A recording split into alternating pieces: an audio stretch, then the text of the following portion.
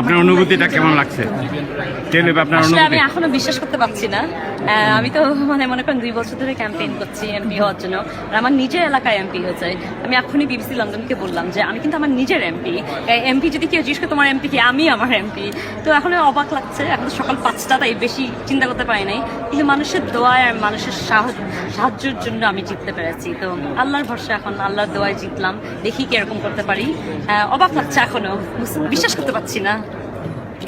আমরা যেটা জেনেছি যে আপনার বিরুদ্ধে অনেক ধরনের মিথ্যা প্রচারণা চালানো হয়েছে এবং নেতিবাচক ক্যাম্পেইন করা হয়েছে, নেতিবাচক অনেক ক্যাম্পেইন করা হয়েছে এবং আমরা ভোটের দিনও এই বিষয়গুলো লক্ষ্য করেছি। এই বিষয়ে আজকে আপনার বক্তব্য কি, আসলে কি বলতে চান? আমার খুব দুঃখ লেগেছে আমি যখন দেখলাম যে মানুষজন নেগেটিভ ক্যাম্পেইনিং করছে, আমার পরিবার নিয়ে উল্টাপাল্টা কথা বলছে, অনেক মিথ্যা কথাও বলেছে।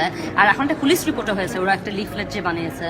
তো আমি এখন চাই যে মানুষজন বুঝুক যে যতই নেগেটিভ ক্যাম্পেইনিং করো